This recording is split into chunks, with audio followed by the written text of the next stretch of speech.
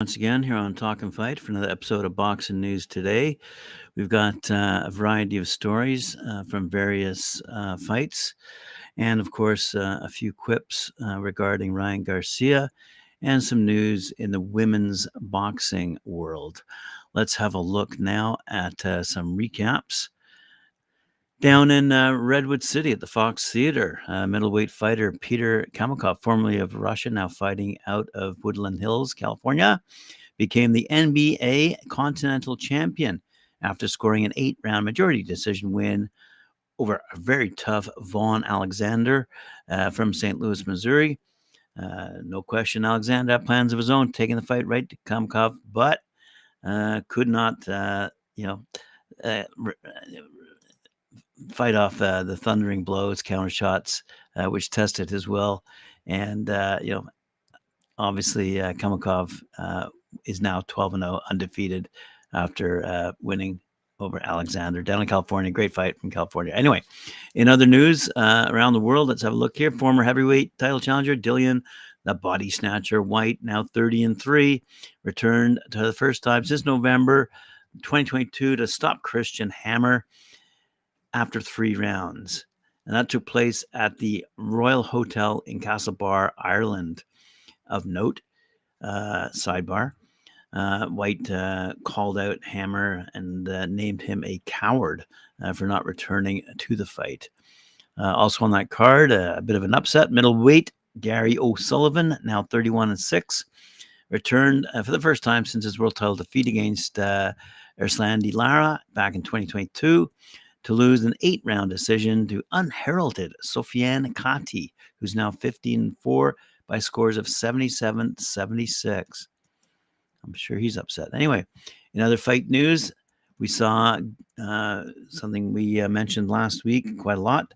William Zepeda retaining his IBF WBA lightweight world title. It was an eliminator, undefeated, knockout machine, WBA number 1, WBC number 1, WBO number 3, IBF number 6. He's now 30-0, 26 knockouts. Quite a powerhouse, and he put a 4-round beatdown against IBF number 4, WBA number 5, WBC number 6, WBO number 14, Maximus Hughes, and that took place at the Chelsea at the Cosmopolitan Hotel down Las Vegas. Zepeda's nonstop punching gradually broke down Hughes, and Hughes' corner stopped the fight after round number 4. Elsewhere that we mentioned last week as well, undefeated WBA number 4 lightweight Floyd Kid Austin Schofield remains undefeated, 17-0, as he won by 5th round disqualification over his opponent, Asturi El Puma Suaro. Suaro was deducted a point for fouls in rounds number 2 and 4. Then he was disqualified in round 5 for a low blow, time being 2 minutes 7 seconds. By the way, Schofield suffered a cut over his right eye from a headbutt. Unbeaten middleweight Eric Priest remains unbeaten, 13-0. He hammered out a 10-round unanimous decision over Jose Sanchez, and scores are 190, 99-91, 99-91. Good for Eric Priest. Also on the bout card, Tristan Sweet T. Kalkruth, a cruiserweight, is now 13-1. He scored a 2nd-round knockout over Marquise Weston. A left hook finish Weston, and time was 1 minute 33 seconds, as I said, of round number 2. Pro debuting welterweight Joel Iriarte won by referee's stoppage in round number 2 against Brian Carguacondo. In other fights around the world taking place in Birmingham, England, WBC number 12 heavyweight Juggernaut Joe Joyce, 16-2, rebounding from his 2 straight KO losses to Xia Zhang, scored a 10th round knockout against Cash Ali, who's now 21-3. As I said, taking place at Resorts World Arena. Joyce, the 2016 Olympic silver medalist and former WBO interim world champion, came in at a career-high 286 pounds and stalked Ali from the get-go. Ali connected with some clean rounds early on, but Joyce mainly bludgeoned him with slow, relentless punches. Sorry, not laughing, but that's a word we don't see often. Bludgeoned him with slow, relentless punches. And the end came with just 7 seconds left in the fight when Joyce dropped Ali for the count. In other news on that particular card, WBO number 5, IBF number 11, WBA number 12, WBC rank number 15, middleweight Nathan Heaney, 18-0-1. He's got that one because he could not beat Brad Pauls, and they battled to a hard-fought 12-round draw. Yet Heaney retained his British title. Undefeated, WBC number 5, IBF number 8, WBA number 14, super bantamweight Liam Davies, 16-0. Scored a spectacular second-round knockout against IBF number 12, Eric Ayala. An uppercut followed by a left hook dropped by Ayala. He beat the count, but Davies immediately floored him again to end it at 1 minute, 17 seconds. On that card, super middleweight contender Zach Parker, 24-1, scored a 10-round unanimous decision over former WBA world champion Tyrone Zug. He's now 27-1. Zug dropped Parker in round number 2 and pressed the action, but judges preferred Parker's boxing and movement. Scores were 96-94, 97-92, and 98-91. WBO number 11, unbeaten super featherweight Dennis the Menace McCann. He's now 15-1, won a 12-round unanimous decision over Brad Strand, who's also 11-1. McCann dropped Strand in round number 2 en route to 116, 111, 116, 112, and 118, 111 scorecards from the judges. In an upset, WBO number 12, welterweight Ethan James, 12-1, was stopped by Owen Cooper, who's now 10-0. Undefeated, Cooper dropped James in round number 1 with a left hook and got the win when James' corner pulled the man out of the round after round number 9. Cooper claimed the WBO European and English titles in the process. Unbeaten junior welterweight Pierce O'Leary, 14-0, stopped Hovhannes Matriosyan at 16-1 in round number 9 to retain his WBC international title. And it's good to see that boxing is returning to the Turffontein racecourse in South Africa. I believe it's in South Africa. Let's have a look. In one of the leanest periods in South African boxing in recent years, fight fans are pleased to hear that 2 South African-based Congolese fighters, Jason Medi, 6-1, and Jimmy the Beast Majundi, 10-7, will meet for the vacant World Boxing Federation All-Africa light heavyweight title at the Turffontein Racecourse in Johannesburg. So yes, South Africa. That'll take place upcoming very shortly, Wednesday, March 27th. Mississippi heavyweight Tavoris Bear Barnes, 5-0, showed an impressive skill with a second round stoppage of debuting Duke Sensley in front of a packed crowd at the Mel Ott Center in Los Angeles. Barnes, who outweighed his opponent by 30 pounds, landed solid shots while avoiding a wild attack from Sensley in the opening round. Sensley was ruled down in round number 1, but only due to his gloves touching the mat. He didn't look seriously hurt. The final round saw a controlling and disciplined performance from Barnes, who ended the night with a flurry of punches after hurting his opponent with a right uppercut. A right uppercut also forced the bout to be stopped by referee Keith Hughes at 1 minute 40 seconds of round number 2. Trainer Chase Dixon said in the post-fight interview, "Everyone is calling to get Bear into camp, but we plan to ease him," that's Barnes that is, "back in and keep him busy." Barnes was coming off a 2-year-plus layoff. Wow. Good for him. All right. Let's move along to good old Ryan Garcia, still making the headlines prior to his upcoming fight against Devin Haney. Let's have a look here. Boxer Ryan Garcia, according to ESPN, said Friday that the New York State Athletic Commission wants him to undergo a mental health evaluation ahead of his April 20th WBC junior welterweight title fight against Devin Haney in Brooklyn. The since deleted video post to social media, Garcia, who's 25-1 by the way, said the commission informed him the evaluation request surrounded his posts on social media. So said Garcia, "Is it not my U.S. constitutional right to have free speech? So, because I'm tweeting what I'm tweeting, that's premises for mental evaluation? That's curious," he asked. Garcia has made a litany of eyebrow-raising social media posts over the past few weeks, ranging from conspiracy theories to claims he has evidence of the existence of extraterrestrials. Matthew Delaglio, director of boxing for the commission, declined to comment. Golden Boy promotion spokesman Stefan Friedman said, as in the case with all Golden Boy fights, we're in close contact with the commission and sanctioning bodies and will, of course, follow any and all rules and regulations to ensure our fighters are ready on fight night. Someone else weighed in on that one, Shakur Stevenson. Shakur Stevenson has once again offered his services to replace Ryan Garcia as the opponent for WBC light welterweight champ Devin Haney on April 20th.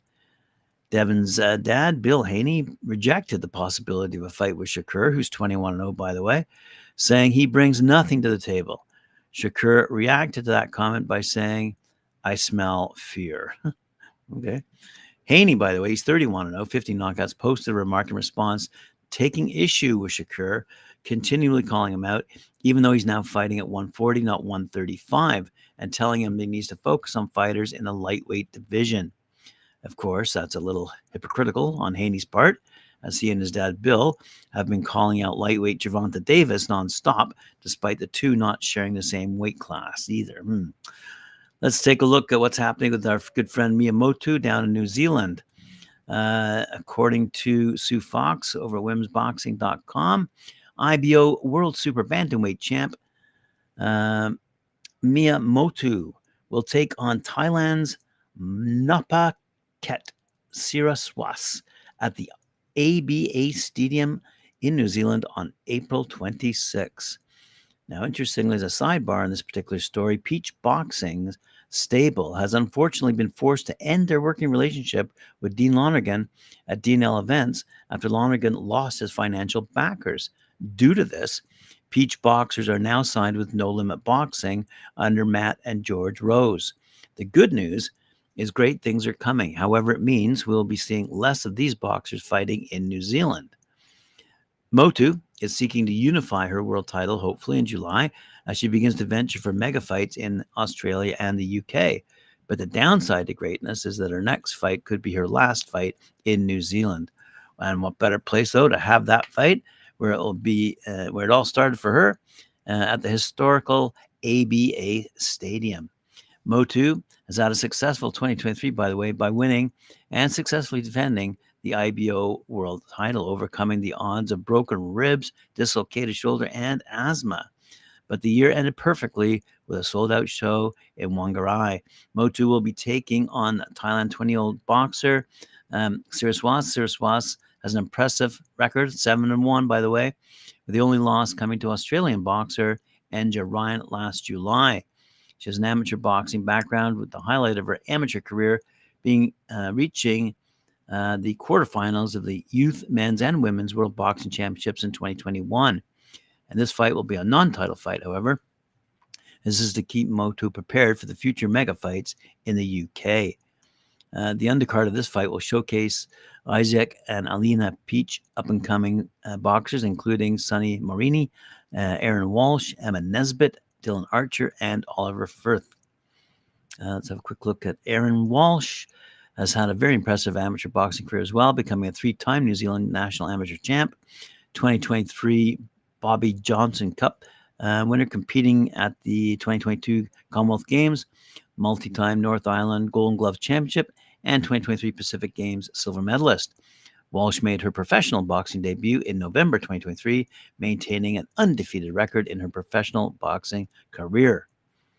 Emma Nesbitt and Dylan Archer are two big up-and-comers in Peach Boxing Gym.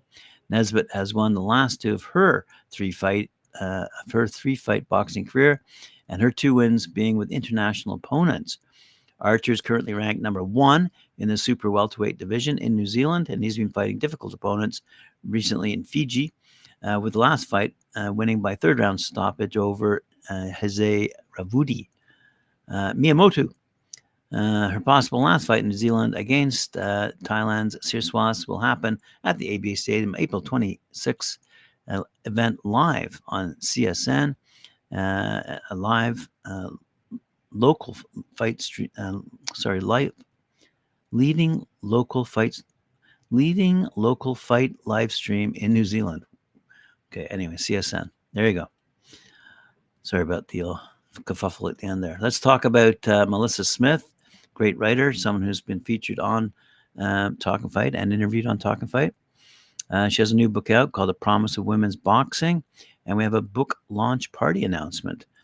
If you're in the New York area, you might want to pop along to Gleason's Gym, June 15th. The book is about a timely exploration of modern women's boxing from its first inclusion in the 2012 Olympics to today, featuring such trailblazers as Katie Taylor, Amanda Serrano, Clarissa Shields, and more. On April 30th, 2022, the first boxing super fight of this era, headlined by two women, fought at Madison Square Garden, lived up to its hype and then some. The two contestants fought the battle of their lives in front of a sold-out crowd and garnered 1.5 million views through online streaming. It was the culmination of a long 3 centuries arc of women's boxing history, a history fraught with highs and lows, but always imbued with the heart and passion of the women who fought. In The Promise of Women's Boxing, a momentous new era for the sweet science, Malissa Smith details the exciting period from the 2012 Olympics through to the true million-dollar baby women's super fights of 2022 and beyond.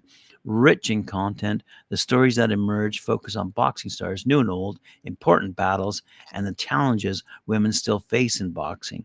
Smith examines the development of the sport on a global basis, the transition of amateur boxers to the pros, the impact of online streamlining of the sport, the challenging boxing has faced from MMA, and the unprecedented gains women's boxing has made in the era of the super fight, with extraordinary 7-figure opportunities for elite female stars. Featuring the stories of women's boxing icons, Katie Taylor, Amanda Serrano, Savannah Marshall, and more, with a foreword by 2-time Olympic gold medalist and 3-time undisputed champion Clarissa Shields. The Promise of Women's Boxing offers unprecedented insight into the incredible growth of the sport and the women who have fought in and out of the ring to make it all possible. Now, speaking of in and out of the ring, we have a couple of quick little tidbits here. Francis Ngannou has revealed he's still having medical tests a week after his brutal knockout loss to Anthony Joshua. As we all know, AJ finished the ex-UFC champion in 2 rounds, following 3 knockdowns and one rather ruthless right hand to finish it. Ngannou was left needing oxygen following the finishing shot, but spoke out Instagram Live to give fans a bit of an update. He said, "I was conscious right after the knockout, and since then, everything's been good. I'm still going to run some medical work just in case." And as we all know, he had dropped Tyson Fury a while back on his boxing debut, only to lose a controversial split decision back in October. But Joshua, shall we say, helped restore order in the ring just 5 months later with his emphatic finish. And to conclude today's show, let's give a shout out to boxing legend Roberto Duran, who was in hospital recently for a heart issue, which was complicated due to atrioventricular blockade. And he has gotten a pacemaker that should help him continue on. I believe he's in his 70s. So let's see that Roberto Duran wins that battle and continues on with his. We see him in the news quite often making comments. So let's hope that he continues in the fight world, and good luck to him. Right on. Thanks very much for joining me here on Talk and Fight. Appreciate it. Hope you're liking the new screen I got going here. Like, share, and subscribe me. Appreciate it very much. And we'll see you again at 11 a.m. here on Talk and Fight for more news from around the world.